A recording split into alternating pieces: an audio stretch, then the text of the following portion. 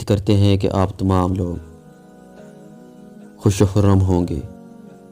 اللہ رب العزت سے دعا ہے کہ آپ لوگوں کی تمام نیک اور جائز مرادیں پوری فرمائے اور ہمیشہ ہنستا مسکراتا رکھے۔ حضرت آدم علیہ السلام کی صاحبزادی اقلیمہ، جو کہ حضرت حوا کے حمل میں ایک لڑکا اور ایک لڑکی پیدا ہوتے تھے، اور ایک حمل کے لڑکے کا دوسرے حمل کی لڑکی کے ساتھ نکاح کیا جاتا تھا۔ حضرت آدم علیہ السلام کے گھر ایک حمل میں قابیل اور اقلیمہ پیدا ہوئے، اور دوسرے حمل میں حابیل اور یہودا پیدا ہوئے۔ قابیل کی بہن اقلیمہ حابیل کی بہن یہودا سے زیادہ خوبصورت تھی۔ حضرت آدم علیہ السلام نے اسی دستور کے مطابق قابیل کا نکاح یہودا سے اور حابیل کا نکاح اقلیمہ سے کرنا چاہا۔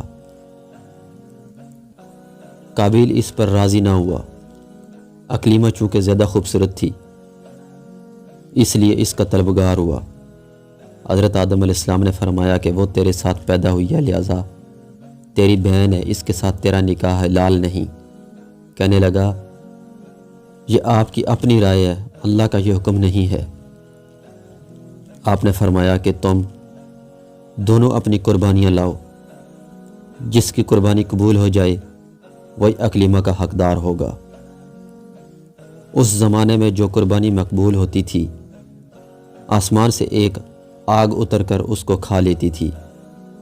قابیل نے ایک انبار گندم کا اور حابیل نے ایک بکری قربانی کے لیے پیش کی۔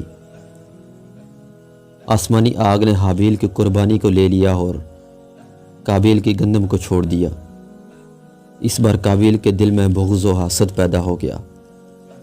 جب حضرت آدم علیہ السلام حج کے لیے مکہ مکرمہ تشریف لے گئے تو قابیل نے حابیل سے کہا کہ میں تجھ کو قتل کر دوں گا۔ حابیل نے کہا، کیوں؟ کہنے لگا، اس لیے کہ تیری قربانی مقبول ہوئی، میری نہ ہوئی اور تو اقلیمہ کا مستحق ٹھہرا ہے، اس میں میری ذلت ہے۔ حابیل نے کہا، تو اگر مجھے قتل کرنے کو ہاتھ اٹھائے گا تو میں تجھے قتل کرنے کے لیے ہرگز ہاتھ نہ اٹھاؤں گا، میں تو اللہ تعالیٰ سے ڈرتا ہوں۔ قابیل نے اس عورت کے فتنے میں مبتلا ہو کر آخرکار حابیل کو قتل کر دیا۔ پھر وہ اس قتل کو چھپانے کے لیے حیران ہوا کہ لاش کو کیا کرے، کیونکہ اس وقت تک کوئی انسان مرا ہی نہ تھا۔ مدت تک لاش کو اپنی پیٹھ پر لادے پھرتا رہا تو اللہ تعالیٰ نے اسے 2 کوے دکھائے، دونوں آپس میں لڑ رہے تھے۔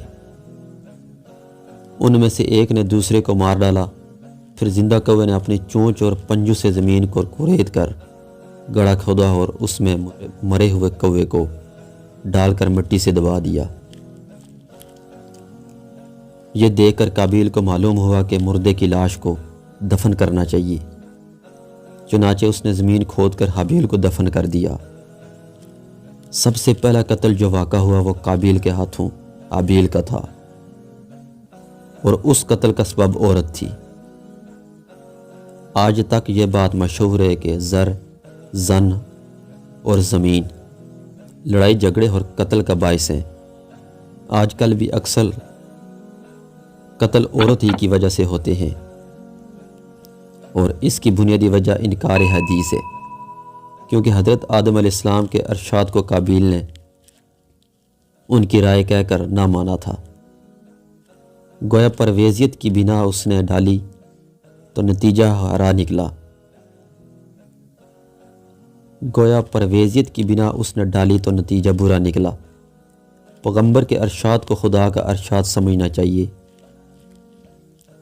لوگ قرآن کی آڑ لے کر قرآن کی آیات کو اپنی مرضی کے مطابق ڈال کر عورتوں کو عریانی و بے حجابی کے ساتھ گھر سے نکال کر بازاروں میں پھرانے لگتے ہیں، حالانکہ قرآن پاک جس ذات بابرکات پر نازل ہوا اس کے ارشادات کے مطابق عورت کے لیے عریانی، بے حجابی اور اغیار سے ملنا ملانا، غیروں سے ہاتھ ملانا ہرگز جائز نہیں۔ نبی کریم صلی اللہ علیہ وسلم نے عورتوں کو نماز پڑھنے کے لیے بھی یہ درس دیا ہے کہ وہ اپنے گھر میں پڑھیں، اور آج کل کی ماڈرن عورتیں دن بھر بازاروں میں اور رات کلب میں گزارتی ہیں، اور یہ سب کرشمے انکار حدیث کے ہیں۔ عورت کا تو معنی ہی چھپانے والی چیز ہے۔